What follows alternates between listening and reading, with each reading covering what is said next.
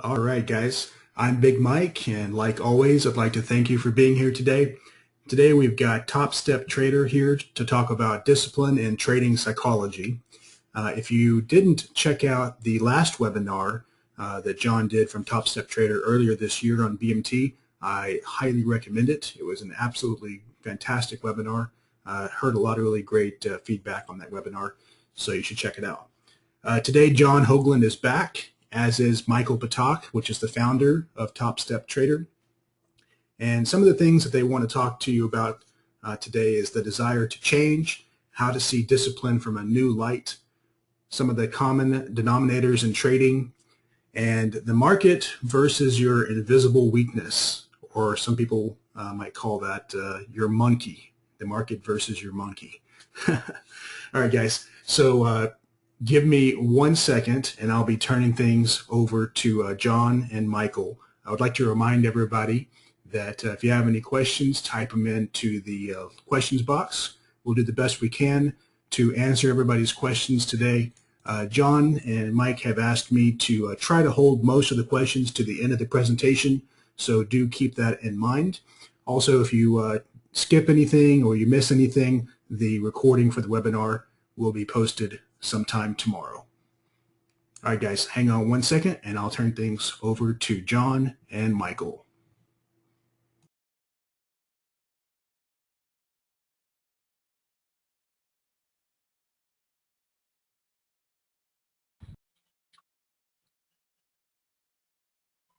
Okay, I'm thinking that we are on. Just want to make sure that we've got everything set up correctly here. You can see our slide there on breaking down discipline. Yeah, we can hear you, and we see the Assuming that PowerPoint just everything fine.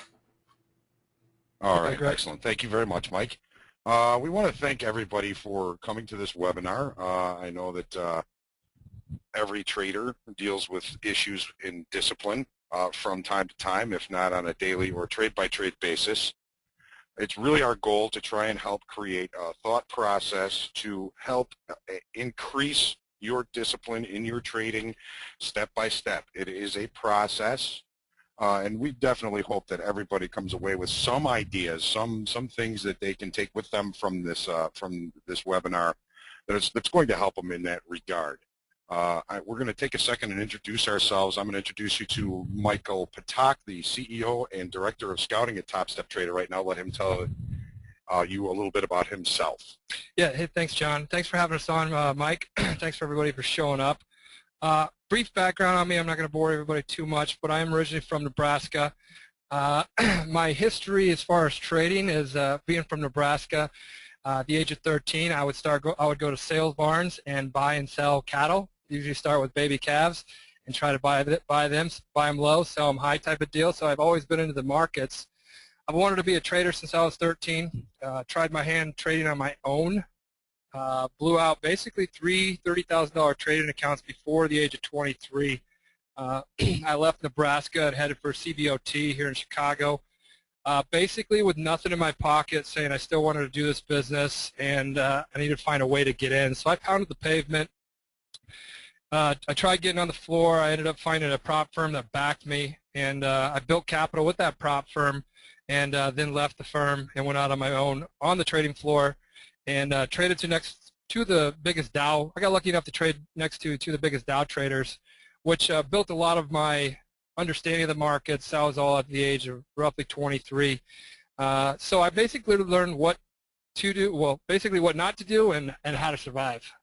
So, John, I'll let you kind of give a brief bio on yourself as well. All right, thanks, Mike. My name is John Hoagland. I'm currently the Senior Trading Scout at TopstepTrader. I have a pretty long history, family history in trading. My dad was on the board of trade floor for 40 years as the hedge manager for Ralston Purina, which is a huge manufacturer of animal feeds and cereal at the time, actually. I had my first trip to the trading floor when I was about 6 years old.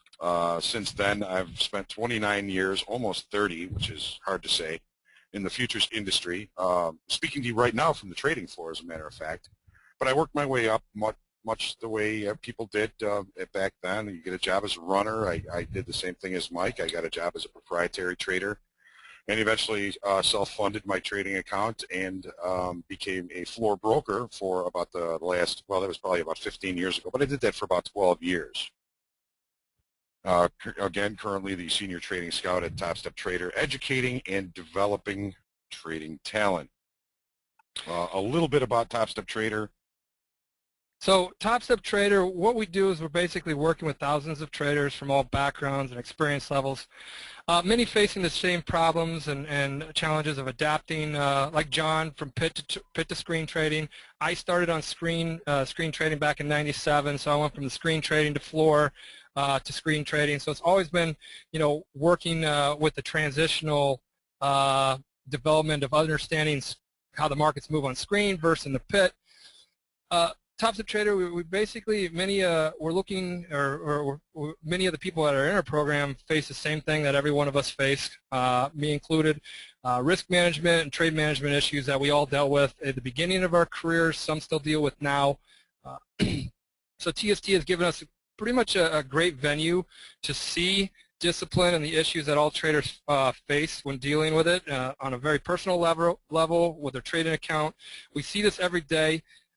Everyone from experienced to newbies, everybody's dealing with managing discipline, and a lot of times managing discipline keeps you in the game long enough to understand the game, and that's one thing that putting money in your own trading account doesn't let you allow, especially weathering that learning curve. So our goal today is to try to help you identify your issues with discipline and to suggest some proven ideas on increasing your ability to adhere to your discipline principles. We're not going to be talking about setups. We're not any of that kind of stuff. We're talking about getting in touch with yourself and the markets. That's one thing we want you to do, is get in tune with yourself and the markets, understand who you are. We also want you to understand the bad habits that you have and to notice these. These are hard to notice. Trading shows you your weakness, and it's up to you then to fix them through discipline.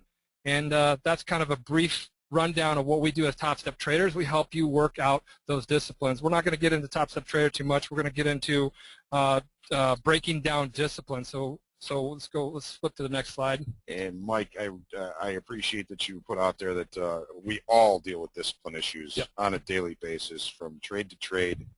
We really all have to work at this, and to get an understanding of discipline and perhaps how to increase your discipline in trading in anything really, we're going to start at the basics. We're going to start at the definition. Discipline, there's a couple of definitions I pulled right out of the dictionary. Training expected to produce a specific character or a pattern of behavior that produces moral or mental improvement. Sounds a little bit like what we're looking at here. Number two, the practice of training people to obey rules or a code of behavior using punishment to correct disobedience. Not really what we're looking for. We're looking for self-discipline, the ability to make the changes that you know are necessary to increase your success rate in anything, but still seems so difficult to do. So perseverance, restraint, endurance, thinking before acting, finishing what you start, having the ability to carry out one's decisions and plans in spite of obstacles, inconvenience, and hardship. This is the kind of discipline that traders deal with. So to add to that too, on self-discipline, we want to confront a problem before circumstances force us to confront it. That's the whole goal here, is to confronting a problem before circumstances force us to do it. That's an act of self-discipline. Stop trading so you don't blow out your account. You're not doing something right. Recognize that before you get to hitting the brick wall or running yourself over a cliff. Self-discipline includes the ability to put aside instant gratification in favor of better results, even if it requires more time and more effort. Self-discipline seems to have a negative connotation for most people as something that requires that great effort and sacrifice, is unpleasant, and is difficult to attain. When I think of self-discipline, I think of trying to quit smoking, trying to quit any bad habit, or trying to develop a good habit. If I'm trying to get in the gym 5 times a week, it takes time for me to develop that ease of actually making that happen. Self-discipline has and always will have a great impact in anyone's life, creating inner strength, self-mastery, and decisiveness. It's going to build that confidence. It's going to do what it's also going to do. It's going to allow you to self-discipline. It's going to allow you to maintain. To do that, you must continually self-evaluate. So you want to be self-evaluating yourself to maintain this self-discipline. If you don't look at yourself, you're never going to recognize what you need to work on. And if you never recognize what you need to work on, you're never going to go anywhere. And our goal as traders is to go somewhere, is to produce. Every day, we're not going to produce, but every day we want to move the ball down the field. So, to have or gain the self-discipline that we all need, you need to have a plan, a trading plan. If you were at the first webinar, we went into great detail about developing a trading plan and the different parts of that plan that you need to have. Trading without a plan in place and no rules to follow makes it impossible to gauge your performance and your discipline due to the lack of accountability. If you have nothing to be accountable to, there's no reason that you need to have the discipline for that. In our program, we're seeing the greatest improvement and profitability in the traders who are working towards trusting a plan that they are creating through consistent execution and review. Your plan should be built around 4 basic categories, which we just discussed in the last webinar. You want to see market participation. The information coming from the market is going to be greatly increased through participation. You're going to want to see participation. You're going to want to judge market state.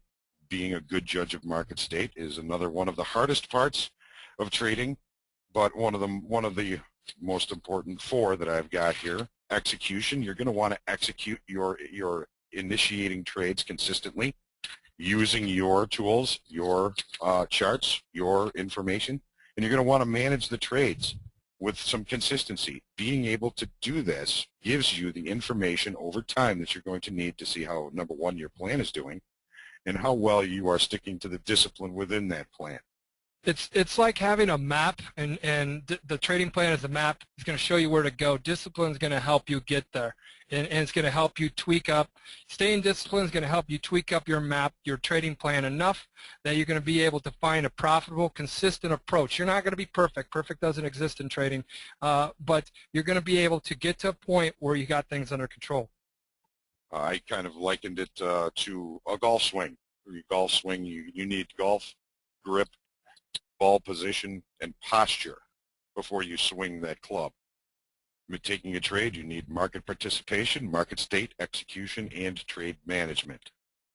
So defining a plan, trading that plan consistently, and reviewing your adherence to that plan will point out 2 things for you: your lapses in trading discipline and or weak areas of your plan. Trading your plan with discipline, learning to review, improve, and trust your plan will make staying disciplined in your trading accountable and reviewable. This is a really, really important statement to me. Staying within your discipline, trading your plan with discipline, learning to review, improve, and trust your plan will make staying disciplined in your trading accountable and reviewable. This is something that you are going to need to do if you're going to be able to gauge your degree of discipline to your trading plan. If you have a solid plan, you believe in this plan, if you are not trading that plan, it's going to be extremely difficult for you to even understand how undisciplined or disciplined you are. I'm convinced that there are many, many traders out there that may actually have great trading plans, but they're never going to know because they can't stick to it. I encourage people from time to time to say, I'm going to trade my plan exactly as it says, and I'm going to call it an experiment so that I don't have to be accountable to it. If I see that it's working that way, maybe I'll start to be accountable to it. So well, we have to take ourselves to another level. You've got to ask yourself, now you have your trading plan. Do you have the desire to put yourself into this and work on it every day, to have the discipline it takes to follow the plan, to know, stay disciplined, tweak my plan. Stay disciplined, tweak my plan. Stay disciplined, tweak my plan. Every day that you do this, you're moving yourself down the field. Whether mental capital is growing or whether your trading account's growing, you're moving yourself down the field. The desire, we're all here, we have desire to be successful traders. The positives of this is the wealth, the financial freedom that you're going to get.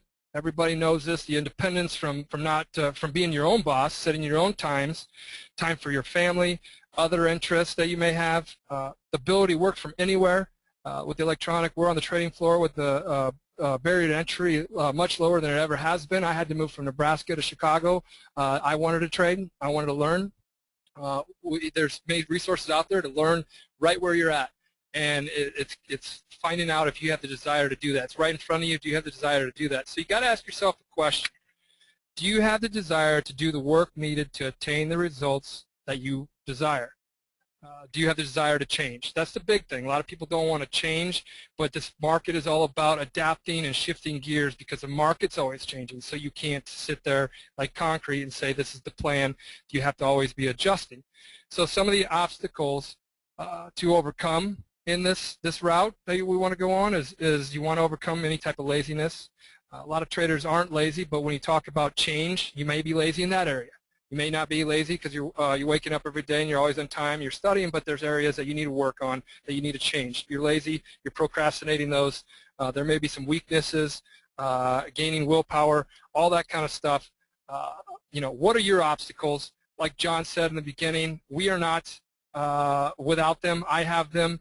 I have obstacles that I have to face. I have old trading habits that I've quote-unquote overcome, but if I don't self-evaluate every now and then, they will resurface. I will be accidentally adding to a loser or something of that nature that I find myself, the reason I got to this level is not because of doing that. It's because I overcame those, I changed, and I made a difference. So you are here, so you have the desire to change. We're all here because we have the desire to change. And here are some ideas that we want you to think about. You know, Mike, talking about this in the obstacles to overcome, I think a lot of newer traders don't realize the amount of work that it takes and the importance of doing that work at the beginning. You could save yourself a lot of time, a lot of money by taking the steps that we're talking about, developing a trading plan, learning to follow that plan. Many people are seduced by the simplicity of the proposition. All you have to do is go and buy low and sell high. Yep. Sell high and buy lower than you bought. How hard can it be? Until they get into it a little bit and realize that it's their belief system, their discipline, and their willingness to front-end that work in their trading career that will speed up their learning curve, increase their discipline, and help them to see discipline in a new light. In a new light, and that's something that I want to elaborate on that real quick, John. Look at, if we want to always compare ourselves to others, if we're talking about traders, compare ourselves to others. Think about professionals out there, professional athletes, and the desire they have to put in the time, to put in the efforts that it takes to change their habits, their swinging, their rotation, to how they hold the ball, to how they grip the ball, to how they get under the center, to their golf swing. All that kind of stuff takes effort and time, and it takes strong discipline. The reward is there in the end. It's delayed gratification. It's not instant gratification. Instant gratification is a casino, which is not even always instant gratification there either. But we want to be looking at discipline from a positive, and we want to look at it from a new light. Absolutely. Viewing discipline as a positive is very important. An overwhelming percentage of people, if not all, at some point will struggle with their self-discipline at some point, or even throughout their entire life.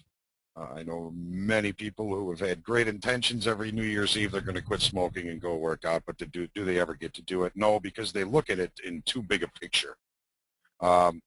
It's a process. You start a little bit at a time. It requires willpower, great effort, dedication, tenacity, and intestinal fortitude. Guts. You got to gut it out sometimes when you're trying to increase your discipline in anything. Discipline requires work and doing what you don't necessarily want to do. You've got to go through this to become disciplined. The whole point of discipline is to get to a point where it's no longer a struggle to do the things that you are trying to accomplish, the things that you're trying to make natural, to take the trades, to manage the trades, to get out of the trades, take the loss. That's a discipline. So it does take time, but doing the work at the front end really can help increase your learning curve and your chances of becoming a successful trader. Form good habits and intuitions. You've got to set your mind to doing the right thing no matter how you feel about it. The question is, of course, what is the right thing? Think about how you trade.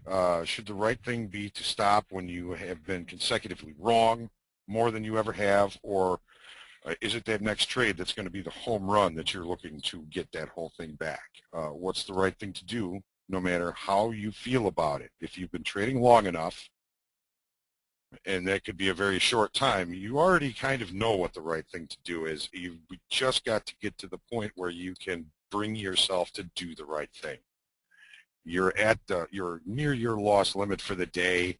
You've got a trade that you're thinking about taking, but the logical, correct stop price for you is going to put you over your loss limit. You take the trade anyway. Is that the right thing for you? I don't think so. So you got to start seeing discipline as a positive, leading you towards your goals, and you can take discipline to a point where it's just simply the way you do things. It's important to picture the outcome of these positive changes, the mental imaging. See yourself as that successful trader because you've been disciplined, and the discipline will come. And John, to your point on taking the trade and the whole day hasn't panned out well, and maybe this next trade is going to make all the difference. Find out what it's going to be like when you start looking at discipline from a positive. It's going to hurt as hell to say, all right, shut it down, I'm done.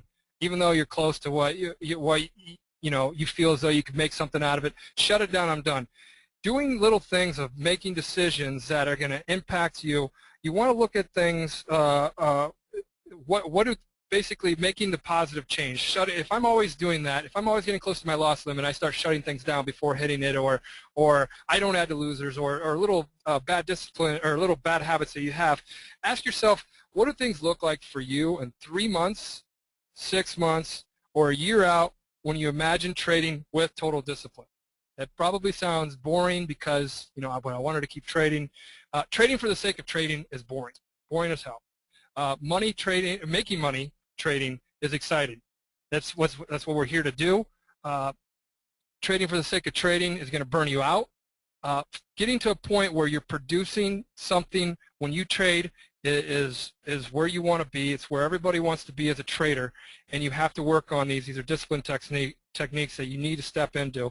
The results you experience by taking those little steps of seeing where you're going to be. If I stop adding to my losers, and I do this, where do I see myself 3 months from now? Do I see my account preserving capital where I'm not losing money? Granted, I'm not making money, but I'm not losing money. Or do I see myself now making money because I didn't completely take my mind out to left field by trading that last trade and hurting myself for the day? You must give up your ego. We want you, and we talk to all of our recruits about giving up your ego.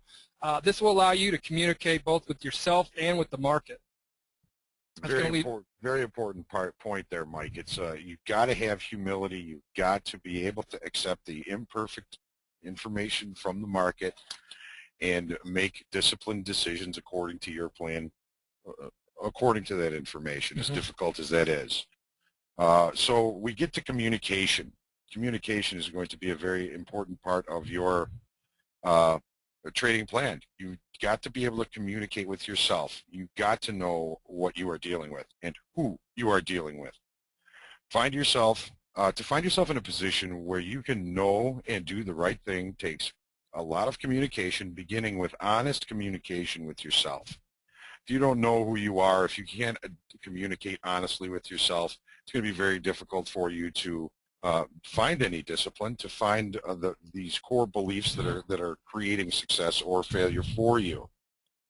Understanding what is happening within you will allow you greater understanding of what is happening around you. If you know yourself, you know how you react to market situations, and of course this is all part of the process and takes time. you will find it much easier to maintain discipline that you are working on. So you kind of have to take an honest inventory of yourself and how you communicate with yourself. List your strengths and weaknesses. You need a very truthful self-evaluation of who you are and what makes you tick. List your strengths. Humility, or if you have humility, if you're coachable, if you're tenacious, if you're flexible enough to accept the market information, you have a strong work ethic. You will not finish your day until you review your journal and look at each of those trades and find your lapses in discipline. Figure out what you did right, what you may have done wrong. Think about and write down how you're going to do it better next time. List your weaknesses. If your ego got in the way of some of your trades, if you let fear get in the way, if greed was part of your problem, if you don't feel as though you're willing to do the work, then what are you doing? If you feel like you need to be right, that again goes back to an ego or perhaps an esteem problem. These are things you need to be aware of. There are things that you need to release. You've got to let them go, either by just understanding that this is what is going on with you will help you release these things, or by actually doing some work. There are things that you can do. There are trading psychologists that can help you with these things. I saw a trading psychologist 20 years ago, and he pointed out some of these weaknesses and perhaps strengths that I had and helped me to work with them. So it is extremely important that you are very honest in your communication with yourself. Look at the trades, journal the trades, think to yourself, am I being honest in the way I handled that trade? Did I follow my discipline? Did I follow my plan? Did I do what was in my best interest? What strengths came out in this trade or this trading day? What weaknesses came out in this trade or trading day? Keep a log of this. Every time you find those weaknesses, every time you list those strengths, your weaknesses will get weaker, your strengths will get stronger, and you can find yourself in a position to be a much more disciplined trader, because the market is going to find your hidden weaknesses. And again, you have to know what and who you are dealing with, and that is a very important thing, to know yourself, begin to understand yourself, and work on a greater understanding of yourself, because it is, after all, your belief system that is going to create your reaction to market situations. So to kind of take this to a different level too, you want to try to see what is so. Let's call that the real truth, or what is really happening. Not our interpretation of what is so. You can look at a screen all day long, and it'll give you perceptions and all these kind of things. Let's look at the market on what it is really telling you. John was talking about communicating. You want to look at the market on what is so. You want to see the real truth there, not your interpretation of what you think it is, but what it's really telling you. You have a personal relationship with yourself. Developing discipline will involve saying no to yourself when you find self-defeating behaviors rising to the surface. I got to take this trade. I got to take this trade. It's setting up. Be honest with yourself and what is really happening. So it's been said too, that if you can't say no within a relationship, you're going to eventually have to say no to the relationship.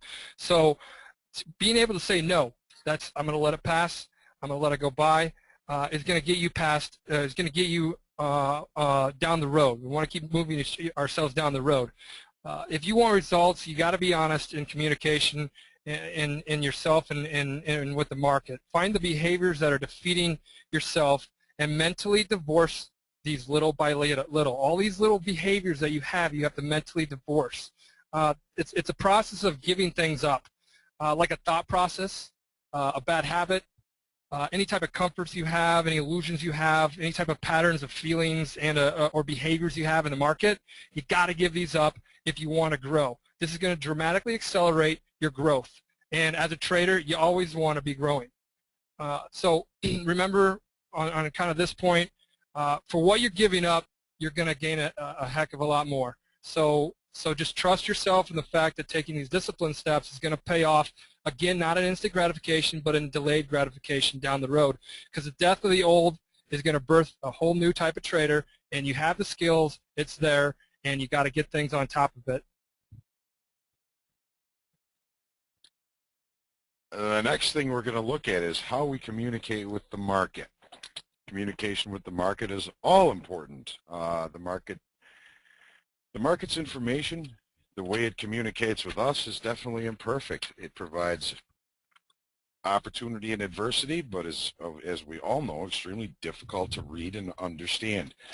Humility plays a huge role in accepting the market's information. You've got to be open, honest with who you are and what you are perceiving in the marketplace to really have a chance at increasing the probabilities of being a successful trader. You've got to be able to accept being wrong as well as see when you are right. Being wrong, being right, the market is one thing. We're all going to be right. We're all going to be wrong. We're probably going to be around 50% right, 50% wrong. Managing those trades and knowing what's going on at the time, understanding and trading those situations, different situations with discipline is so important.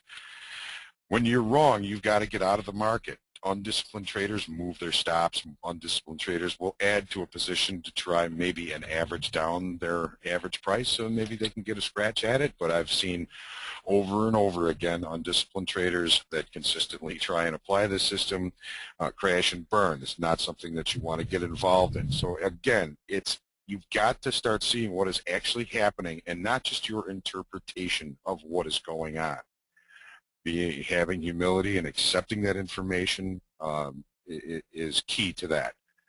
Poor trading results are a product of being married to a certain thought process or belief system. It is your belief system that is going to dictate how you react to market situations. The trades you take are going to be created by your belief system. Having a disciplined belief system is what we are all looking for. So you want to ask yourself, would you really want to be in that position right now if you weren't in that position right now? If you're thinking about putting something on, you really want to be honest with your communication with yourself and say, is this what's in my best interest? Being true to yourself. Being true to yourself. Doing what you think is in your best interest. There's a lot of situations that people get into. They get angry at the market. They're going to try and get back at the market, and if you look at it, that's really not doing what's in your best interest. That's doing something out of vengeance, and you will not be seeing the market clearly in that case. You got to be honest with your communication with yourself, honest with your communication with the market. So you want to put yourself and your interpretation behind the market information and the market participants. That last price moving around in that dome is the collective perception of value of everybody that's involved in those markets. That market, that price is right. You want to put yourself and your interpretation behind that. Make the decision that something needs to change and give yourself some time. When you are trying to change something like this in yourself, it's going to take time. Follow through on your decision or change. And when you have doubts, then make a decision and follow through. Track the results of all these decisions. That's why it's so important to have a trading plan. When you are watching that collective perception of value, you are making decisions based on a belief system that you've been carrying with you and maybe working on for some time. You've been working on trading with the discipline that you're looking for. There are always times when traders have doubts, but it's time to make a decision, follow through, and track the results of these decisions. That is how you are going to be able to gauge, one, how well your trading plan is doing, and two, how well your discipline is keeping you adhered to that trading plan. Again, I want to say, make sure to keep your best interest in mind at all times. Now, discipline lapses that we commonly see at TopstepTrader, and as director of scouting, you see these over and over and over again. We have a different vantage point than a clearing firm or a brokerage house would ever tell any retail clients. We have a different vantage point than the back office of a prop firm would ever say. What we see all the time are basic things: hitting loss limits, traders that think they need more room to make more money. greed and frustration that block discipline, being up for the day, giving it all back, and more. You know, giving into these lapses will feel good.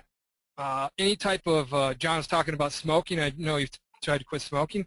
You know, going to have a cigarette, it's going to feel good. It's an impulse. You have it right away. It's going to feel really good. It's definitely not in my best interest. It's not in your best interest, and the longevity, if you stuck to your plan and stayed disciplined, you're gonna get a healthy life, and you're gonna be moving forward. Impulse trading, over trading, not honoring your stops, not following your plan, adding to a losing position, not taking trades within your plan, because that's not going to give you the right signals to help you understand if you should even tweak your plan. Managing positions outside of your plan, over or under controlling trading discipline issues, taking trades out of boredom just to feel as though you're participating. These are all things that you know these are anxiety these are anxiety reliefs, is positives in everything you do. So there's an anxiety relief you get in doing everything basically I mentioned above. This may be viewed as a positive in your mind at first, like John, I just mentioned having a cigarette right away, but in reality it is not in your best interest. What is your positive? I want you to ask yourself that. What is your positive in doing what you're doing right now? And what is that positive on why you're doing it? That's a pretty good list of discipline lapses that we do commonly see. Overtrading is one of the biggest things that we see, especially in people that are relatively new to the industry. They feel as though if they're not in the market, they can't be making money, but they fail to realize they can't be losing any as well. Your mental capital increases just as well as your account value increases, and that's something that we try to instill, is building your mental capital at the same time. So I'm going to go into the positives of looking at discipline from a positive. So let's change that positive that you get in doing whatever you know is not the right thing to do. Let's change that positive, because you're doing, and when I say you, I'm saying me too.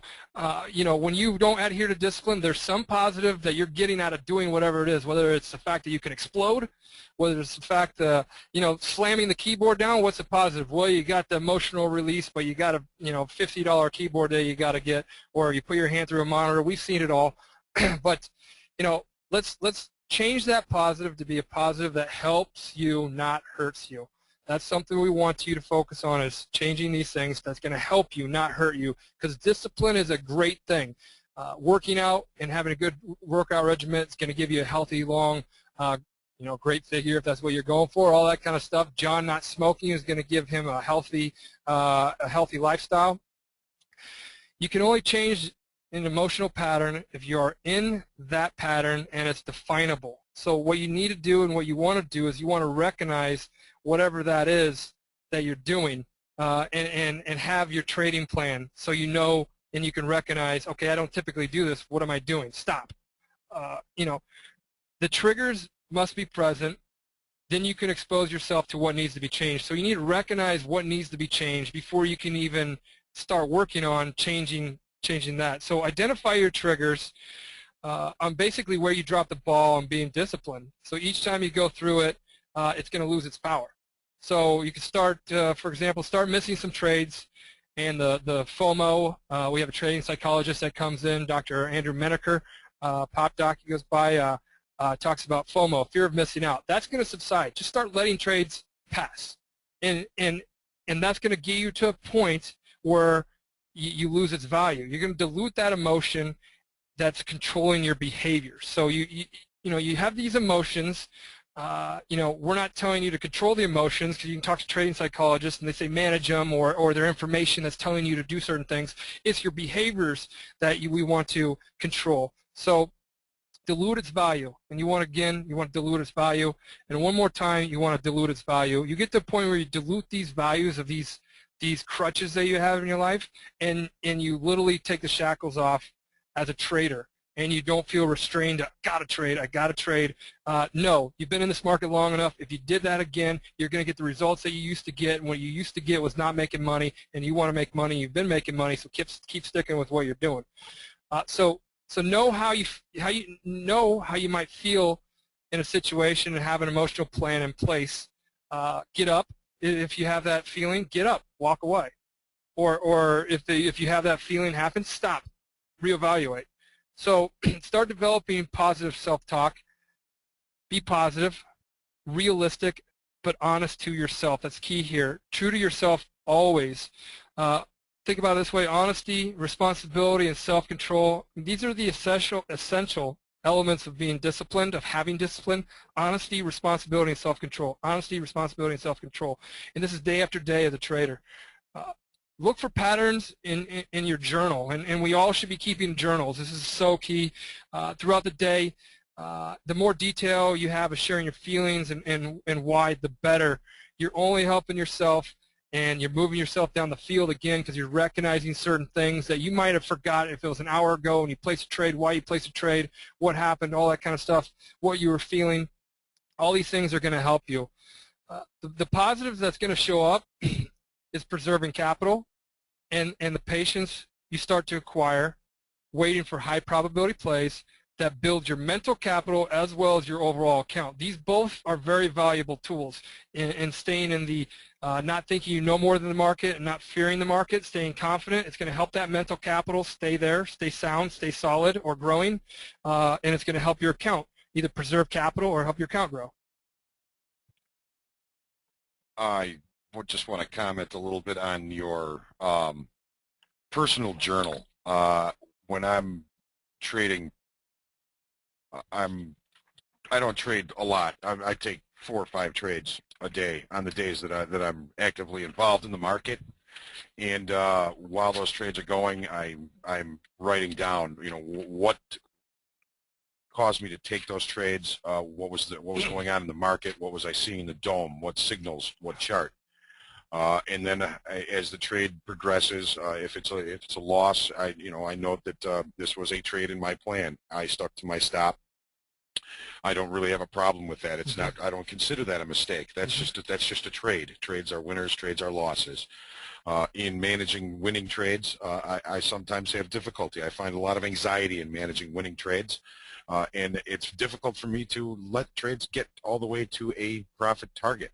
I try and keep a log of how well I do with that. If I step outside my plan, if I do something that's not part of my trading discipline, I note that. I review it at the end of the day, and I try and put myself back in that place and find where that weakness was, find what caused me to take that lapse in discipline, and I write down what I think I can do about it next time. What can I do about it better next time? Keeping that in your cognitions, keeping that in the forefront of your mind is difficult. It's a habit that you can form, and it will definitely help you increase your discipline in trading. If you tend to move your stops, you know this. All it takes is taking your hand off the mouse to not move your stop. If you have a hard time getting out of losing trades, just take your hand off the mouse. It's really up to you. So try and make a difference. Try and have an experiment. Do things the way you think you're supposed to one time and see what happens. Trading with discipline, like any other discipline, takes time and effort to achieve. Like learning to play golf, play an instrument, or any other field of study, it's a process that needs to be worked on and improved little by little until the behavior becomes second nature. In music, at first you play note by note. The muscle memory is not there. Over time and practice, soon you're playing smoothly, and then with feeling. It doesn't happen overnight, and you can't expect it to in trading. Developing the discipline you desire is a step-by-step process that at first needs to be a forced cognition. Over time, consistently implemented, the right choices become second nature. This, of course, does not mean that traders can ever count on finding themselves never facing a loss. That's just not part of this game. But you can find yourself in a place where you have real confidence in your plan. With that confidence will come the ease of knowing that you will trade with the discipline you desire, you will consistently execute your plan, and you will have the most valid information from that plan for review and affirmation. When it all comes down to it, we all know what we need to do. To make all the changes we think we need all at once will ensure failure. It's just too much. You've got to go slow, be patient with yourself, and have a sense of humor. Develop your plan to increase your ability to trade with discipline. Be cognitive of each step as you move toward making it part of your mental muscle memory, and then move to the next step. Little by little, your anxiety should ease and your results should begin to improve. At least you will be looking at more and more consistent information and valid information for the review of your plan, of your trading plan. At the end of the day, when it comes down to trading discipline, self-discipline, anything that you are trying to achieve that's going to take effort, it comes down to 10 little words, just like the little steps that you need to take in improving your discipline in trading or anything. If it is to be, it is up to me. So I just want to thank everybody and take a minute here to thank everybody for attending the webinar. It is our hope that each and every trader here that attended this takes something from this to better their chances of trading successfully. I want to let everybody know, remember, the common denominator of discipline is time. Time is money, so let's invest that wisely. Thanks for having us on, Big Mike. Yeah, we've got a lot of questions too. Questions here. Yeah, lots of questions. So don't want anyone jumping off just yet. All right. So good. Anybody that has not asked their question, go ahead and type it now. And in the meantime, I'm going to read some. All right. So from my own experience, I know that a lot of people are going to watch this webinar and they're going to feel bored. They're going to feel like they didn't get any useful information, and it's because you didn't tell them, here's how to trade. Here's red to green. Here's, some exact methodology that you can follow. And if you do these 10 things, you just check them off, then you're going to, be filthy rich and you're a good trader. If only it worked that way. Right. I see this all the time. It's like, I'm not really sure what to call it, but people are, aside from calling it the Holy Grail, because it doesn't exist, but people are constantly hunting for this mythical solution that just fixes everything, and they don't like the I guess it's the hard work that you have to actually put in. A lot of people think that trading is so incredibly easy, and of course it's not hard to click a mouse, but man, it's obviously not an easy profession. It's the hardest thing that I've ever had to do in my life, and I think a lot of people really I guess they don't appreciate it. So my question to you, and I think that you and I are kind of in similar situations, because a lot of people come to me, or maybe a better way to say it is, I see a lot of patterns, whether they come to me directly or I just see them on the site. I see all these patterns, and I think that you guys probably see all these patterns too. What's your advice to someone that is in that mindset where they're kind of just jumping from one thing to another, and all of their focus seems to be externally? They don't seem to be focusing on themselves. What do you think? What do you have to say? Well, I mean, we always use the analogy of professional athletes. I mean, you're going against professionals in this business, and every single day these guys are conditioned, and they've gone through the trials and tribulations. And what we noticed just by being around traders, me 15 years, John 25, there's a pattern, and the pattern we see is we can see it in their face, you can see it in their actions. It's discipline. Discipline's the key to all these individuals that we've known that's been successful to stay successful. They weather any type of market condition, staying disciplined, because indicators work and then sometimes they don't work. Chasing different indicators, and you never know which one's working and which one's not working. So we tell people to simplify things. But ultimately, we want you to look, Michael Jackson, look at the man in the mirror, and that's where we want you to work on first. The markets don't give you plenty of time to work on that or find that person because you're burning through capital, and I've done it before too. That's one of the reasons why we do use a simulator, to help people understand what their weakness is, and then it's up to them to then do something about it. Put on the work boots, get to work, and let's work on it. It's going to take every single day. Think about an athlete with a that has to, change their swing at their batting stance. They're working with a batting coach. They're working on it every day.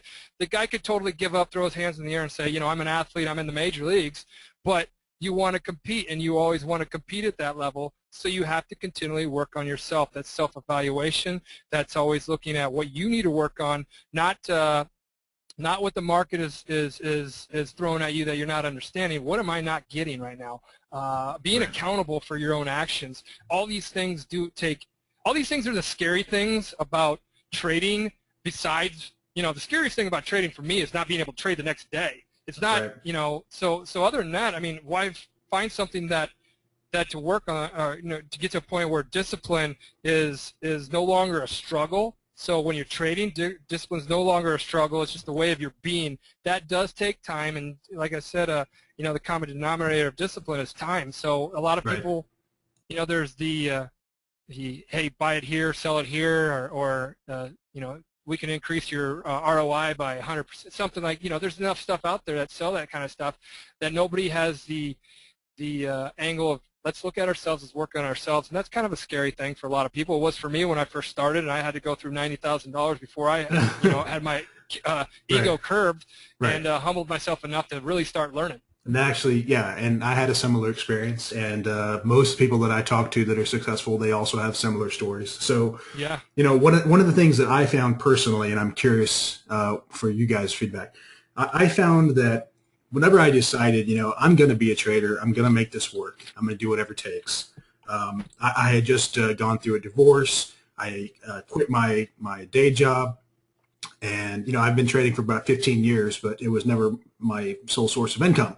So what I found is that I literally became a different person. It wasn't just in trading. It's like the decisions that I was making in trading and the things that I was learning about myself in trading, the things that I recognized that I had to change. It was almost like it was more than just trading. It was a lot to do with how I started to perceive things outside of trading too. Like maybe temperament, or maybe being willing to give something more time to develop and not be so anxious about something. All kinds of little things I just started noticing about me that were kind of changing. I'm wondering, do you guys have similar experiences? Oh, absolutely, Mike. When you make changes like that, I think for anything, if it's for being more physically fit, stopping smoking, trading discipline, anytime you kind of get into that groove of changing your thought process for a healthier you, and that could be business, financial, spiritual, or physical. You make that choice for a healthier you, and it bleeds into everything else that you do. Yeah. And it's one of the greatest positives of developing a discipline in anything. Even learning an instrument, it forces you to kind of take stock of other things in your life that need work and begin to work at them a little bit at a time, the way it needs to be. Right. I was a huge instant gratification type of person. It took, I've been a musician my whole life, but it took picking up an instrument at 24 years old for me to realize I can't create success tomorrow. I got to create success every day, a little bit at a time, for the rest of my life. And people come to trading for what? Instant gratification. Right. I can make how much, how soon, with no time. So, you do come here with the instant gratification, I want it now, and then you quickly find out how much the market can take from you if you're not disciplined. We always use the analogy, we try to filter the gambler from the trader here at TopstepTrader. It's something that we want to make sure that somebody knows that delayed gratification has huge rewards. We've seen it on the floor. We've seen it in our own lives. It didn't start off that way. It started off with trying to take the sun, the moon, and the stars. But coming back down to earth is where you really start learning. That's where the growth starts. One very small step at a time. It is boring stuff at times, but it's very powerful if you really give it the effort and desire to move down and make those changes. Right. It becomes something that is a part of you as a being. Here's a question from Randy. He says that all this talk about discipline is dealing with the symptom of the disease, but not the disease itself. He says the disease is always a weak and unproven plan, but the winners, the profitable traders, can very rarely scientifically or mathematically prove a trading edge. I've seen variations of this type of comment, a lot over the years, and I've kind of witnessed it myself. It's hard to quantify. I'm a discretionary trader, so if you're an algorithmic trader, then it's different, I guess. But for me, it's very difficult for me to quantify, why I'm making certain trading decisions. And I don't at all think that I'm just trading from the hip. I used to do that, not anymore. What do you think about that? How do you view that? Well, I think there's two different people here. I mean, we're talking about algo traders, and I'm a discretionary. We're looking for discretionary. We're around discretionary all in our life. And it takes, and even in algos, it takes a trader to build that. So, working on yourself is something that we try to focus on and do. I think, John, we were talking about that earlier about the algos and traders and on this on something similar at this point. You want to elaborate on? Yeah, sure. As a discretionary trader, from the last webinar we went through, we talked about the importance of the trading plan, the things that can help create or hinder success as a trader. But the trading plan is really where that ability, I guess, to trade repeatably and profitably over a period of time is where it really lies, and being able to believe in that plan, be disciplined to that plan, is a whole other story. But trading plans, I think, are constantly evolving and improving. As the market is. You should be looking at how your trading plan is working. If you're using a tool that doesn't seem to be effective anymore, I'm constantly doing research on other tools that I might look at using in a live trading situation. But I'm going to make sure that I understand them and I have an intuition for them. But I think the trading plan and believing in the trading plan, sticking to the trading plan, as far as dealing with the symptom and not the cause, is you've got to trust the trading plan, and that's going to take work. If you're not willing to do the work, and basically I call it removing abstractions from your plan. There are always going to be abstractions in a discretionary trading plan, but trying to remove as many of those as you can really kind of help you solidify and learn to trust your plan. Part of what I do is I look for how the DOM acts, how the ladder acts, how time and sales looks at specific points in the market that I've identified as areas of rejection or acceptance. So it's going to be extremely hard for me to quantify what the DOM looks like, but I believe I've developed a pretty decent intuition of seeing what activity is going on at that level, if it's falling off, if it's increasing, and if I believe a market has the legs to extend the range, or if it's going to fail, just for example. Well, I mean, I see a lot of people that try to go down the automation route, and they want to bypass, or maybe they want to shortcut, the emotions of trading, and they're doing that even though they've never learned to be a consistently profitable discretionary trader. Then there's also the guys that are in between, the mechanical traders. And what I have found when I talk to these mechanical traders is that, maybe it's semantics. Not everybody can agree on the exact terminology of what discretion is. Maybe that's it. Or even what psychology is.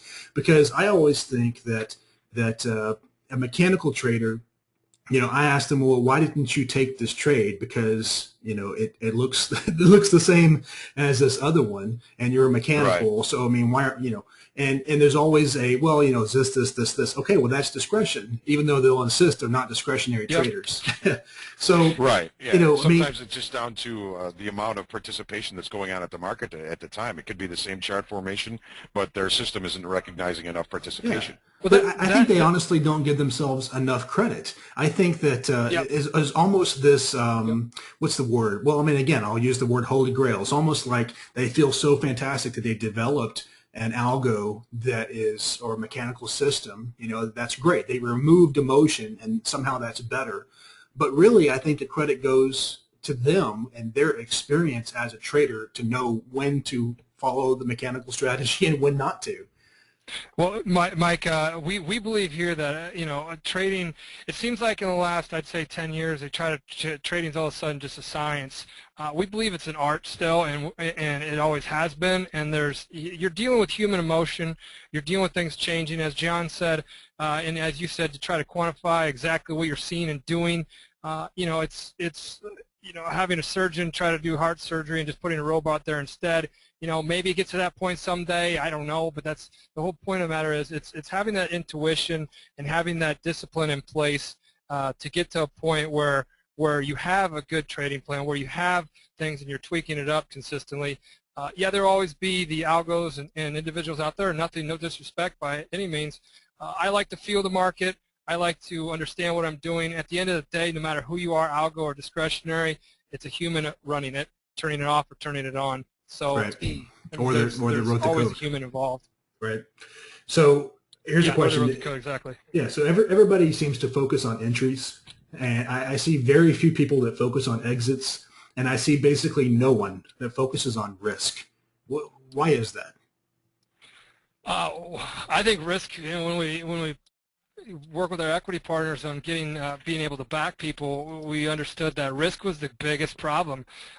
People come and slap on as much as they can slap on, and John and I can both vouch for it. In the pit, I've seen people fall down in a stroke, shaking, convulsing, and nobody would move in the trading pit because there's the market. Everybody had positions on. The market was moving, and I've seen people heard about the next day of people killing themselves. So nobody understands that risk is what we're managing every day. I mean, the CME, the motto is where the world comes to manage risk, manage the risk. So that's something that, as traders, our job is to basically allow other people to come and buy and sell with ease, create liquidity, and our job then is to manage the risk when we take on a position, offset it, or however where you're laying it off somewhere else, spreading it, or however, or you're doing outrights. Getting to that point.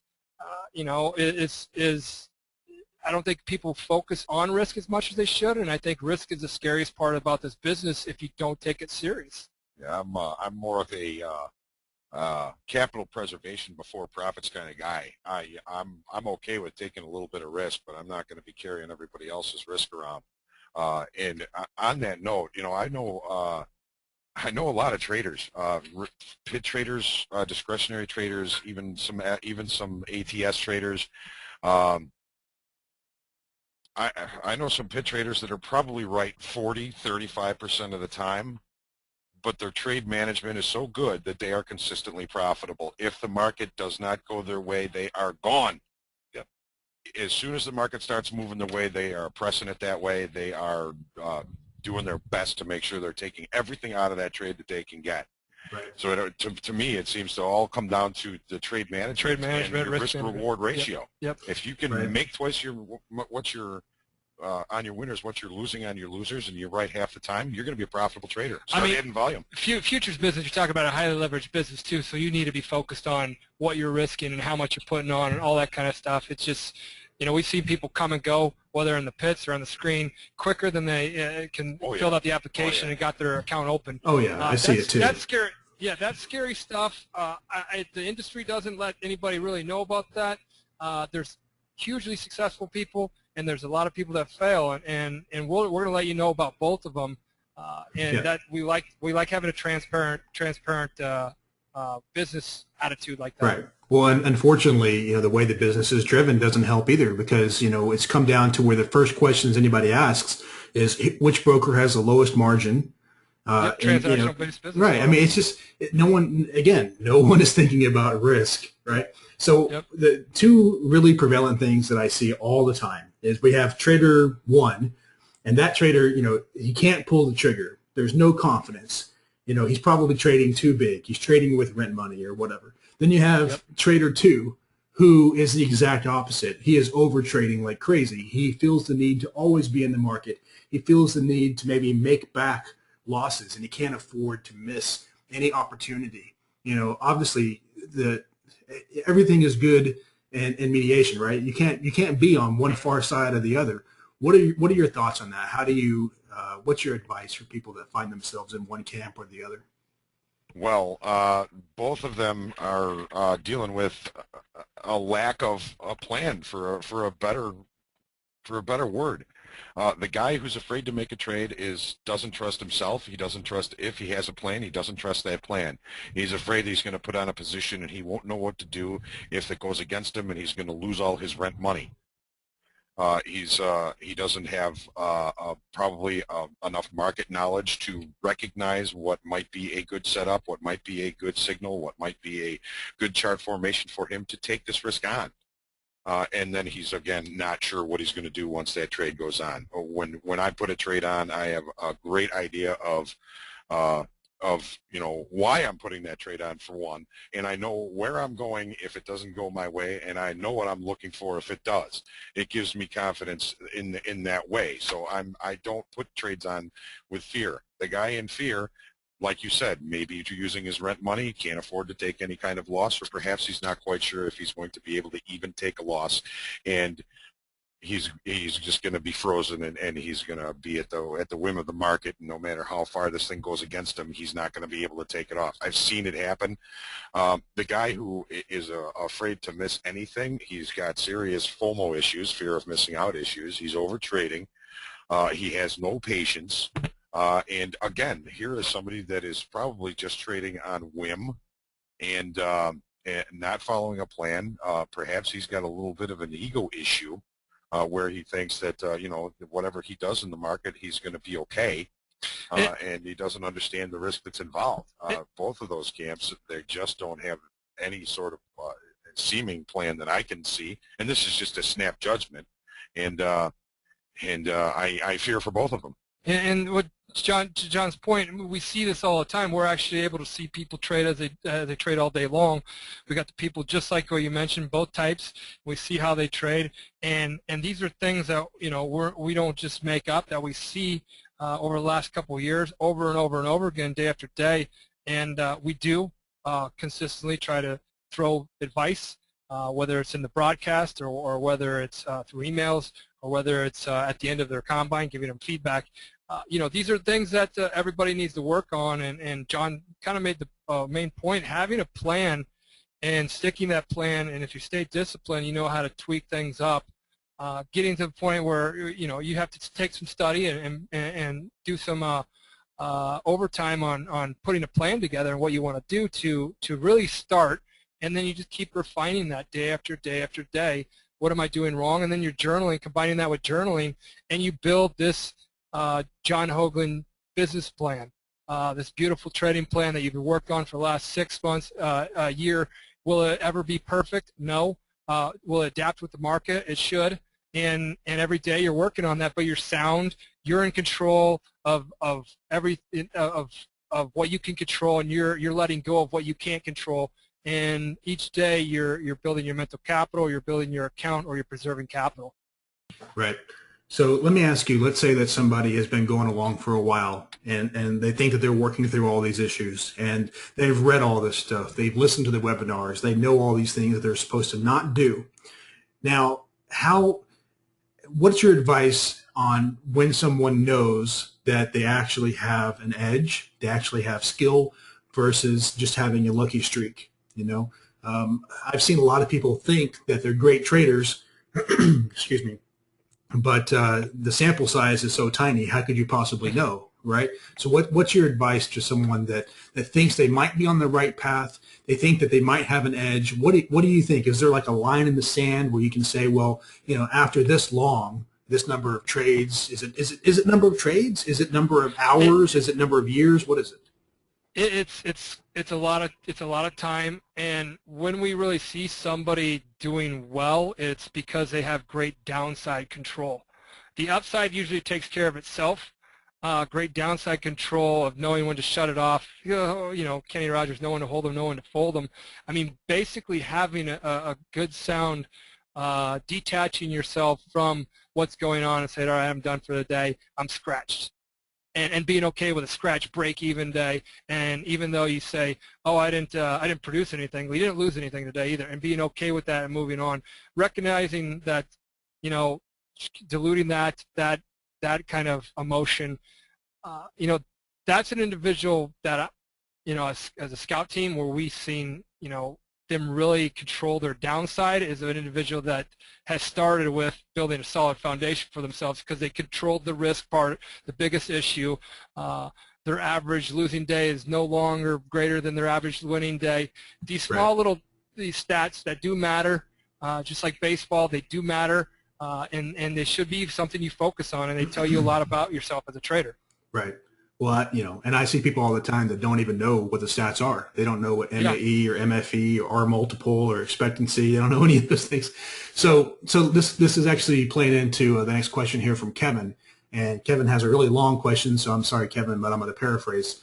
He basically says that he finds a lot of times that he takes off a winner too early, and that if he had just hung on to it longer, or hung on for his original target, that he would have made a lot more money, but he has trouble doing that. What's your recommendation for people like that? Okay, that's a problem that we see quite a bit in the program. It's a market state issue some of the time. Some of the time, people don't even realize what they have. Kevin might have a really good signal. I don't know Kevin, but if he's finding that he's taking his positions off before they're reaching profit objective, but most of the time he's reaching profit objective, if they do reach profit objective, congratulations, number one, for assessing market state correct enough to make sure that most of your trades are able to reach profit objective. And number two, he's got anxiety. He's got a little anxiety when he's got these trades going his way. I personally find winning trades a lot more anxious than losing trades. Kevin, he needs to put as part of his plan a way to move his stops up at first to limit risk, and second to protect some profit. This is a difficult thing to do because the markets are always going to test you, and they're always going to come down and grab your stop, and then you're going to be out of the position anyway. It's a very difficult thing to learn to do. One of the things that I've been trying to tell the people in our program, and we have practice accounts where they can be in our evaluation arena, which is the combine. They also have practice accounts. People that are finding that they can't hang on to a winning position until it reaches profit objective. Number one, they need to look at their objectives and make sure that they're reasonable. Number two, they need to address this issue of the anxiety of having a winning trade on, which I have to deal with. So I have them in their practice account execute the same trades that they're executing in their combine account, their evaluated account, and then I tell them to put the stop in, but don't manage the trade at all. Put your stop in, put your objective in, don't manage the trade at all. Leave the one in the practice account alone.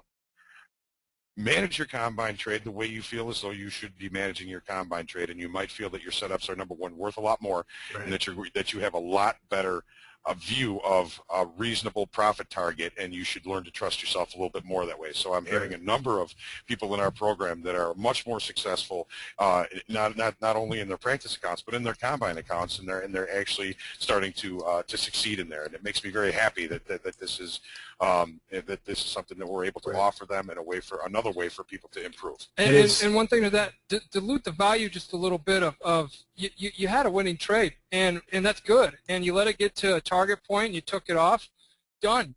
And think about sports. You got up the plate, you didn't hit a home run, but you got on base. You got on base. Base hits win ball games. And this is something that, focus on the positives after you just took X amount of dollars out of the market. Hell, that's good. Excellent point. Yeah, it's that's a nice something problem that to I have. always like to focus on the positives. It's a nice problem to have. Absolutely. Exactly. Thank you. Yeah. Well, so the next question is, what about scaling in versus all in, all out? Scaling in, scale out. We get this one quite a bit, and we don't allow people when they're funded on our equity partners account to add to losers until they built up an account. We don't see, and we've been around traders, John 25, me 15 down here on the floor. We've never seen anybody consistently add to losers that stays consistently profitable and down here on the trading floor or in a trading screen. Not to say that it's to each its own, but it's something we'll tell you a majority rule, and we don't see it. We'll see it in our program. Why not? Why can't we talk about adding to winners? I mean, why does everybody always talk about adding scaling to losers? in? Scaling in can definitely be winner. Okay. right. Yeah, or even all in and scale out. We we get to adding to losers. Okay, if I do this, I buy 10s, then I buy 05s, then I buy evens, then I buy 95s. You know, okay, let's wait for great entry points, get the entry point, and when it becomes a winner, we add to the winner. Those are very, like adding to winners are the hardest ones. I'm a firm believer in adding to winners only when you have cushions built during the day. And I'm a day-to-day trader, so to speak. Every day I treat it like it's a brand new ball game, and each week is kind of a quarter, and there's 4 quarters in a month. And that's how I've always kind of broke it down as an athlete. That's what worked for me. So, you know, that's how, you know, I would always then, if it's a 7th inning and we're up points and my account's up for the day, okay, yeah, I'm going to add to this winner, and I'm going to take my trading to a different level psychologically, because I normally don't put on, you know, a 5 lot, and I normally would stay with a 2 lot or something, you know, whatever it was. I would then do the scale. I would try different things. But I'm a big believer of not adding to losers. I'm a big believer in adding to winners. I think that's where the money in trading can be made, when you get down to adding a good pattern of understanding how to add to winners is when things really start adding up. Right. So that's my take on it, John. I don't know if one of the things I've been suggesting to people that seem to think that they need to scale in to the downside, you know, buying in the minis, buying 12s, buying 11s, buying 10s, buying 9s, and puking out at 6. Wait for better alignment before you start putting on that position. You know, you're going to miss some trades. But you're also going to miss some trades you never wanted to begin with. Get used to the idea of possibly missing out on something. There's going to be another trade coming along. They're like buses. we've always said lately it's been a little bit tough. Yeah, lately it's been kind of tight, but a little bit harder. But don't put yourself in the position, and that goes back to what you were talking about before, Mike. Risk. Nobody realizes the risk. Yeah. Well, especially on day trading, you know, if you're trying to scalp and you're day trading, it just doesn't make any sense to do what you said. So Jackie has a question that I see a lot. And basically the question is, as a beginner trader, is it best to follow an experienced trader's recommendations while using your own money management? So I would also maybe call this shadow trading, or there are a lot of rooms out there where there's some type of an instructor that's telling you when to buy and sell, more or less. You know, legally they won't do that, but that's more or less what you're buying, right? And I see a lot of people that jump from that type of environment to another, and they never really learn to make their own trading decisions. And I've always said that you have to own it. It has to be yours. You're never gonna succeed trying to trade someone else's plan. What's the guy's name? Richard Dennis, of Turtle Trader, said that he could post his trades in the Wall Street Journal, and people would well, frankly, I think he said they would screw him up, because they wouldn't do, they would think that they could make a smarter move. They would cut their losers, or they would do something that he wouldn't do, and they wouldn't end up with the results that he had. So, what did you think about that? Do you find something similar? I agree with Richard Dennis. What we're doing is I kind of liken it to teaching people how to fish instead of handing them fish. If you go out and buy a system, if it works for 3 months, 6 months, and you're executing it correctly, and you're making a little bit of money on it, eventually it's not going to work. Eventually it seems it's going to fail, and what are you going to do then? You have no idea how to adapt, how to trade another system, how to make your own system. I think it's important to, what you said, own it. Yeah, and just to add to that, I'm going to cut you real quick, John. What happens when that person that's giving you the signals goes on vacation, closes up shop, or moves on in life, or just stops doing it? He's got his intern. Yeah. He's got his intern. Yeah, I mean, we're all in this business because we like being our own boss. We like doing making our own decisions. Yeah. There's a level of uncertainty that we pick up in this business. That's the scary part, is the uncertainty. But that's what we got to tackle on as traders. We rise up to the challenges every day. Every day's new, and we chose this business because we don't want to follow what anybody else is doing. We want to do what we like to do. We like to make our decisions, let our decisions dictate our future. So I think there's a couple of more, maybe 3 more generic type questions, and then I see a lot of TopstepTrader specific questions. So we'll try to do that and then start to wrap things up. So from a psychological point of view, what are your thoughts on the importance of the first trade of the day? Like, what if it's a winner? What if it's a loser? How does that come into play? What have you found? I'm huge. This has been my thing ever since last 10 years. I have to, for some reason, I wait and I sit on my hands and I sit on my hands and I sit on my hands a little bit more and I wait for the first trades of the day. I need to have positive. It's something psychologically that with me I've worked on this on the discipline aspect of waiting and waiting and waiting. Psychologically, it helps me instantly have that mental capital, like a pitcher up there in the first pitches, just striking the guy out. When I do that, that's when my mental capital is there, and I go, okay, I feel good, and I'm not overly confident, thinking I know more than the market, and I don't fear the market. So you stay in this little confidence zone, the sweet spot. That's when I start trading well.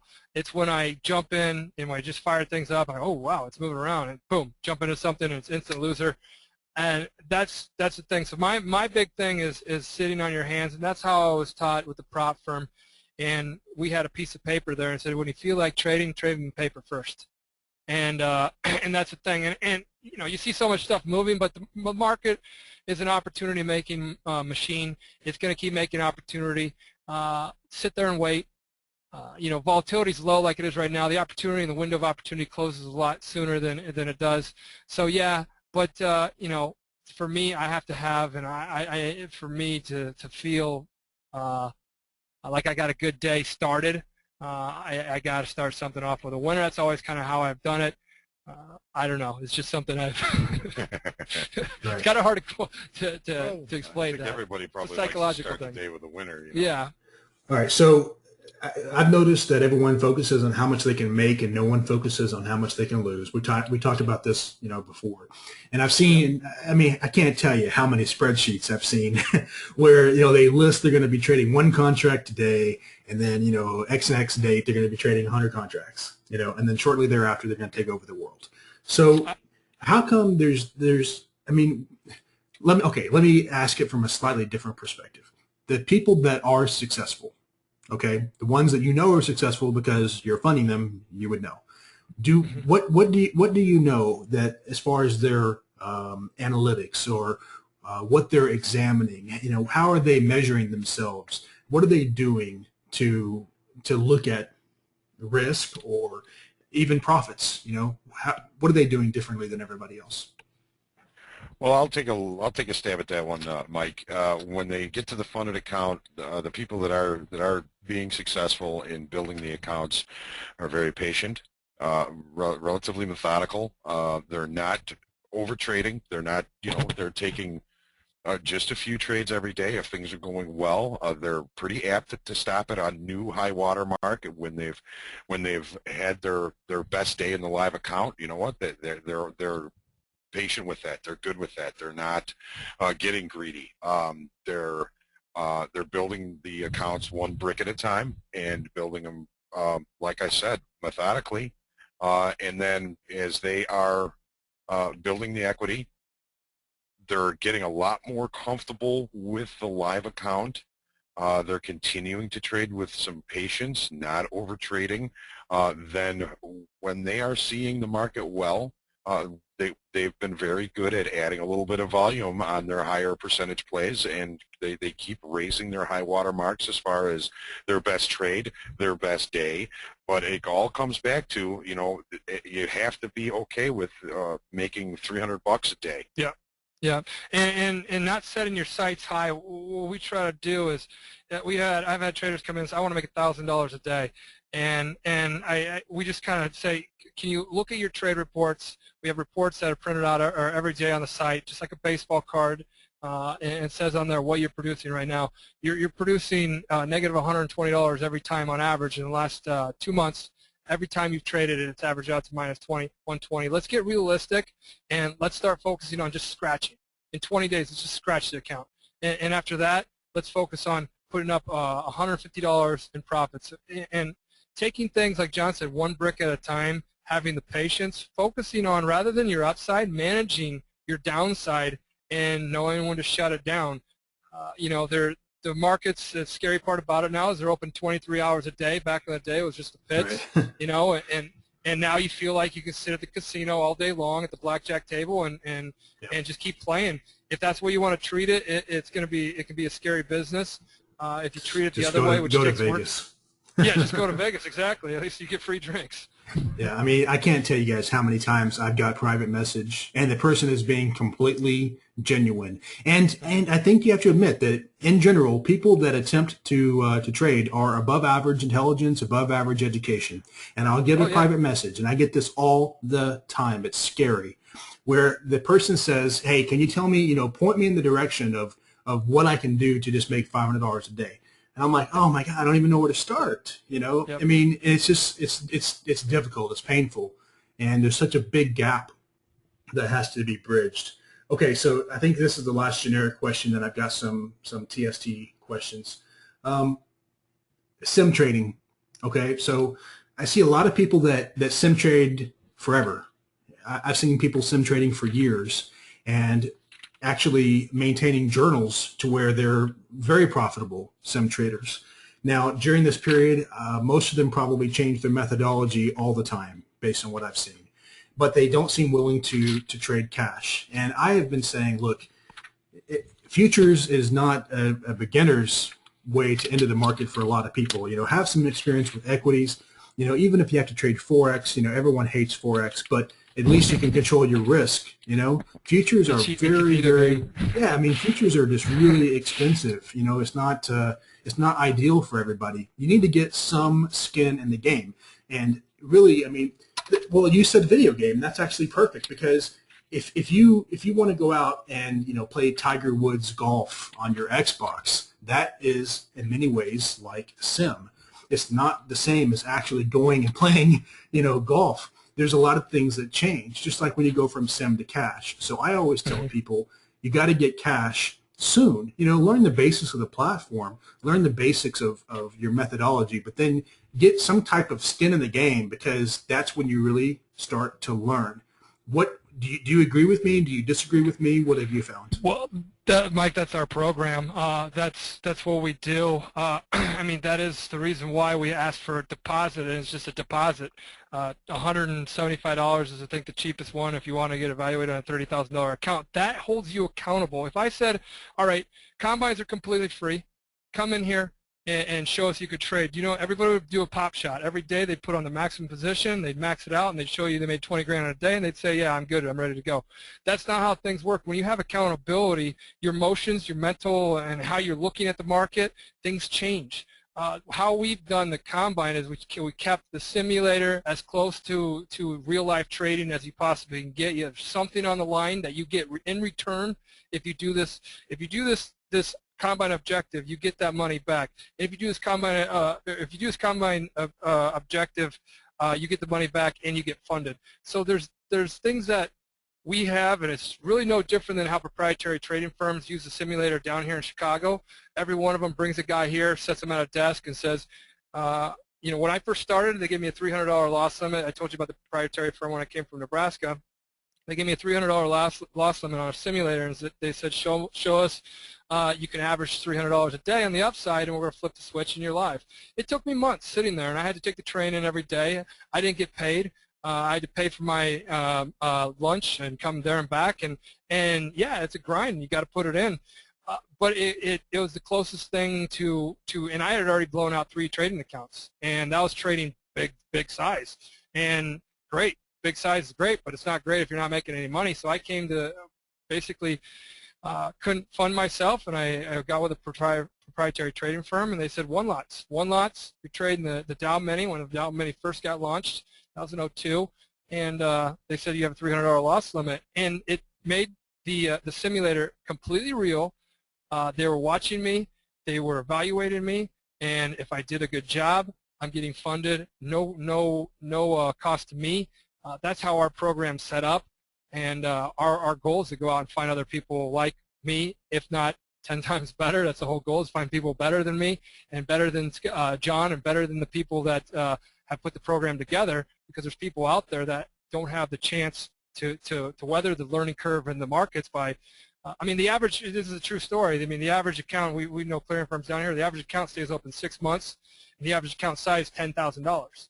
So in 6 months you're blowing through $10,000. Now, did you learn anything? I don't know. We're looking to help people develop into traders and find out what their weakness is and work on that each day. And that's something that it does take time, like learning to play the guitar, like becoming an athlete. It takes time each day to play at that high level. You're playing against other players out there, whether they're London, Chicago, New York, Hong Kong, Tokyo, that are all experts in the market's been doing this a long time, and to jump out on the playing field with them, that's pretty scary if you're not prepared. And well, there's a big change. There's a big change. I talked to a guy. He called me up. I took the call 3 months ago. He's asking me, about the program, and this is all I have to do, and I have to do what? And I said, yeah, this is, that's the combine. That's the evaluation period. This is what we expect. And he was laughing. He says, I'll talk to you in 10 days. Mm-hmm. And I said, okay, well, good luck. I hope that you're that good. Let's go. And I just talked to him last week. This was 3 months ago. He can't figure out what happened. He says, I trade great on my simulator at home. I get in the combine, and I can't do it. What the heck is going on? And I said, it's a change in your mindset. Loss limits are key, though. It's being realistic. I mean, everybody has to have a loss limit. We all know that with PFGs, the MF Globals, the Refcos, to all these companies that have blown out by putting on massive bets and not thinking that they can keep losing. So unless you can print your own money, you have to have a loss limit. It's realistic. So we have 4 different types of accounts. We say, all right, here's your loss limit for the day. Here's the boundaries. Show us you can manage risk, and here's the objective. You can even send us in a customized objective of whatever you deem you want to be evaluated on, and if it gets approved, then we're evaluating you on that. It's holding somebody accountable and putting the simulator together is when you get as close to live trading performance as you could possibly get. Is it live trading performance? No. But is it as close as you can get? Yeah. Right. They have flight simulators, which are as close to, Right. I have to wonder how much we've saved people. Yeah. And when you're trading against these professionals out there, I assure you they don't have all these issues that you have. They're exactly. Or they went through them and they've combated them and right. Now they know how to right. I mean, most of them, so they're not there, trading in their underwear and have their kids, needing to be taken to school, and the wife calling on the cell phone, and the UPS guy at the front door, and all the chores, the honey-do list or whatever. They don't have all this stuff going on. They're properly funded. You have to get to their level or you're never going to beat them. That's the baby steps that we try to address. Right. All right, so the easiest way to make $1 million is have $1 million. yeah. Or the easiest way is to start with $2 million, right? Yeah, make a small fortune and start with a large fortune. Yeah. All right, so here's some top step questions. Do you agree? I mean, there's always these statistics thrown out there. Do you agree with the statistic of 90% of traders fail? Okay, I've been using that. 90% of traders fail. We've been talking to a couple clearing firms because we're at a NinjaTrader, our program, and I go, we've got a relationship with the CME because we said 90% of traders fail. And everybody that we've talked to, and I love being transparent in this business, we've been at trade shows, and everybody points their thumb and they go higher. And one guy goes to me, he's like, in 1990-ish, right at the beginning of 1990, Lynn Walduck put out all the retail clients, something about that. He told me that it was like 0.1 or 1.5% or 2% of them were profitable accounts for the year or something like that. Yeah. And evaluating traders day after day after day, I can be completely honest, the success rate it's higher than 90%, or the failure rate's higher than 90%, and that's the sad part about this business. But think about pro sports. I mean, you got NFL. Right. Yeah. There's 100,000 high school seniors graduating this year. 0.2% will ever make it to an NFL roster, 0.2. Right. And NFL on the players list talks about you probably shouldn't have NFL as your sole form of income and all that kind of stuff, or your sole career.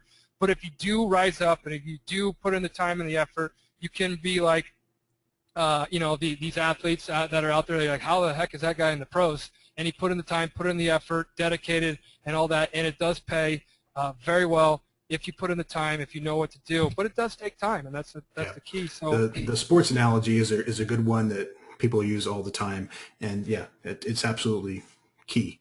We like saying we're athletes of the marketplace. That's right, kind of our little thing here. Yeah, right. I mean, it's what we're competing. Okay, so I saw a question that said, how many people pass the combine? How many people I've seen questions that are how many people will pass the combine, how many people or what's the better way to say it? How long do people last that get funded?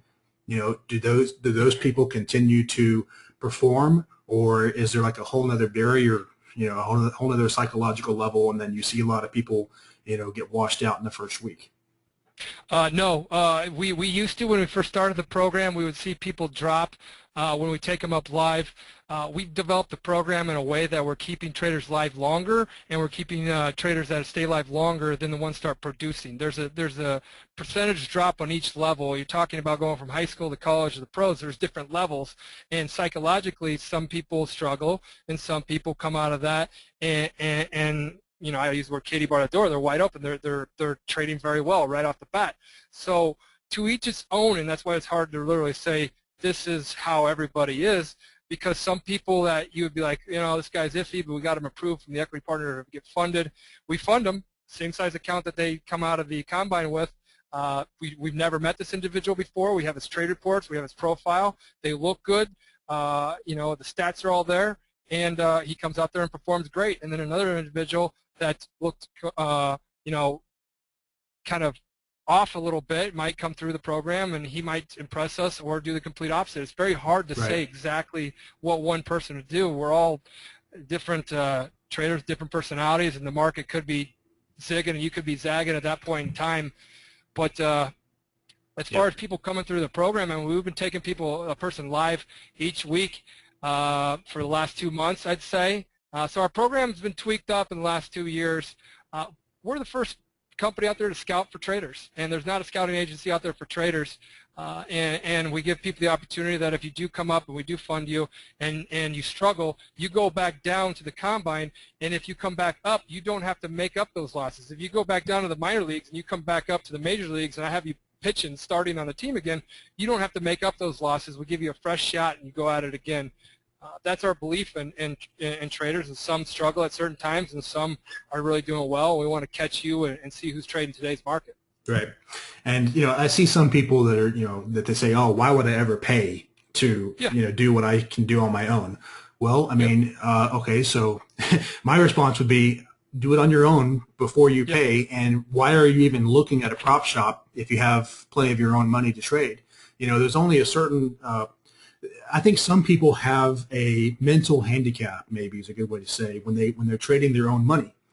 But and then of course there's some people that don't have their own money, but that are maybe very good traders.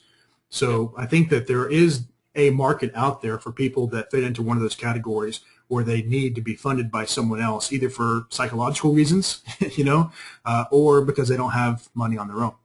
So then I also see people that say, you know, well, it's too hard.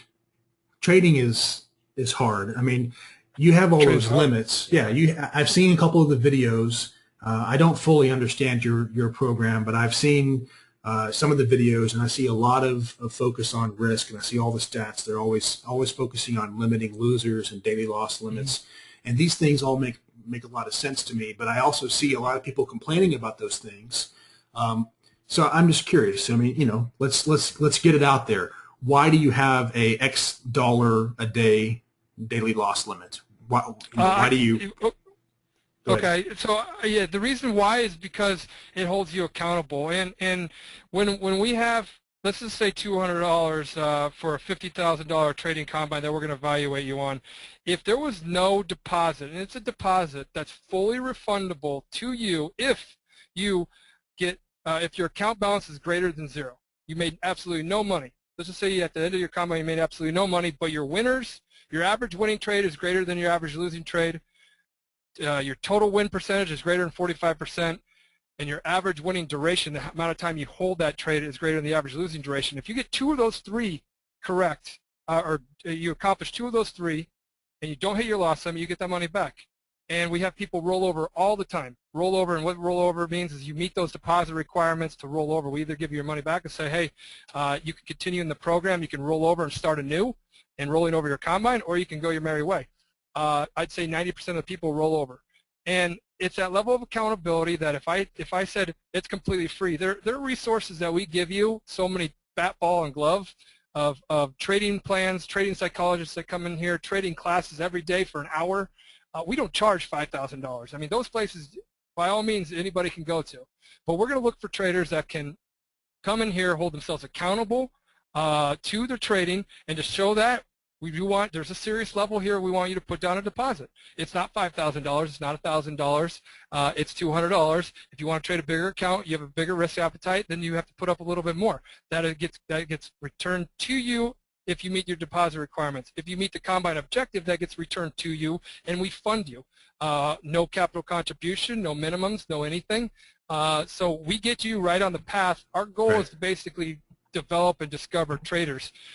Discover the traders that are in the 95, or in the 10% that are success rate, and develop the 90% into the 10%.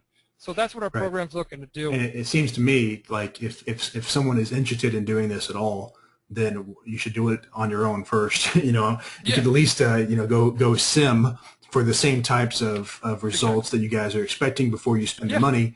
And at least make sure that you can do it a couple times before you go spend the money. It seems like a no-brainer to me. Okay, so whenever you mention Ninja, the screen lit up, and there's a whole bunch of people that want to know when Ninja will be added, and will you be able to use it as an alternative to T4? Yeah, it should be added within 2 months, and I'm kind of shooting the number way out there. I know we're working with it with our proprietary trade reports that we have. We have risk management that's proprietary too, that we manage all the risk in the background. We work with T4 on that.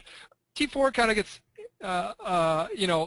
people want the Ninja in our program. We've had T4. We like T4. It's the second most popular trading platform, professional trading platform here on the floor. It's the exact same platform that every trader is using down here next to TT, or X-Trader is what everybody calls it. Yep.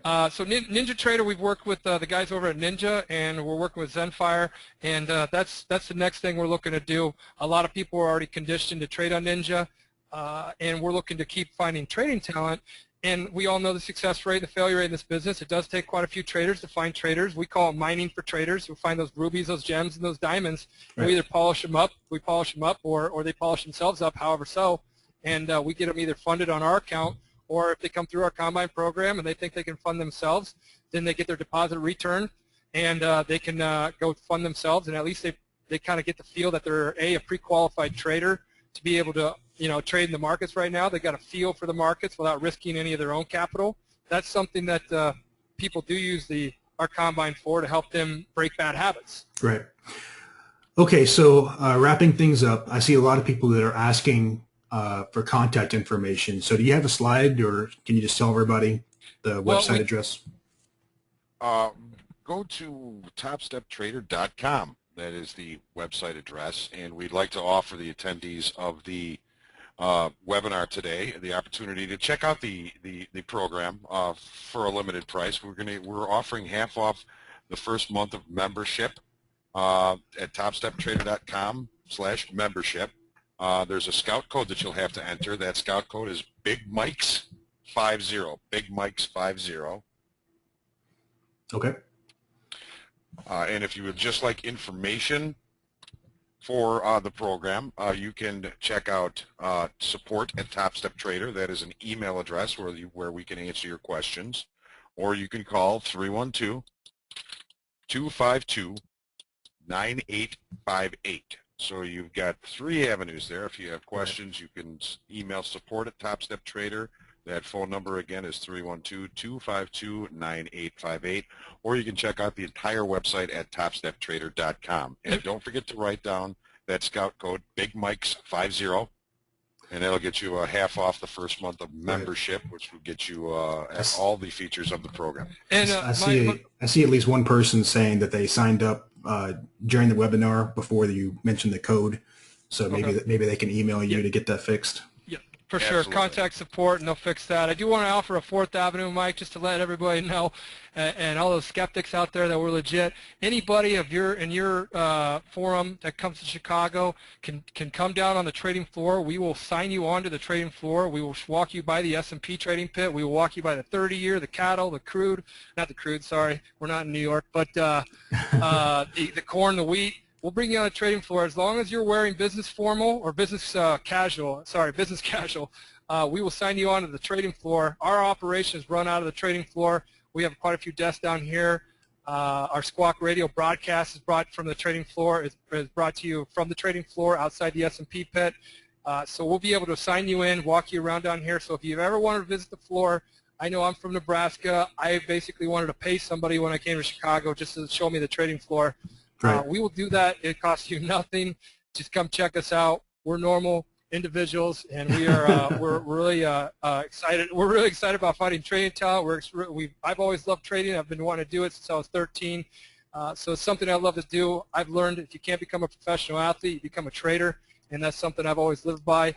That's the athlete in me, I guess, but so the old athlete in me. To clarify the code, I see people asking, it's Yeah. Big Mike plural, Big Mike's with an S Big plural. Mike's with an S, 50, Okay. correct. Okay. Big Mike's 50.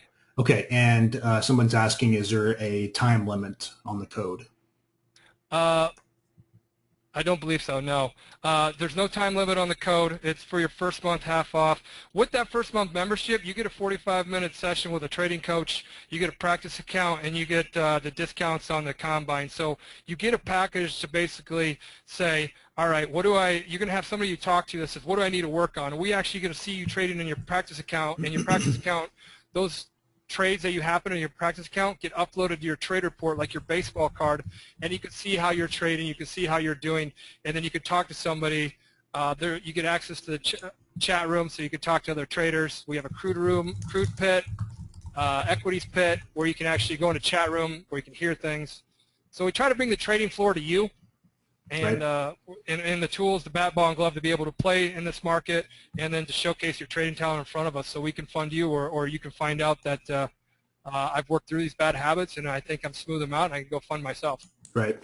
And first of all, I appreciate you guys, focusing on the topic whenever I invited you to do the webinar, and we try to keep it to where it's not promotional and all that great stuff. Yeah. But because of that, there's actually some people that still right now don't understand what you do. So I'll give you one last chance to clarify, what it is that you guys are doing, and then we'll wrap it up. Okay, we're a scouting agency that's looking to develop and discover trading talent.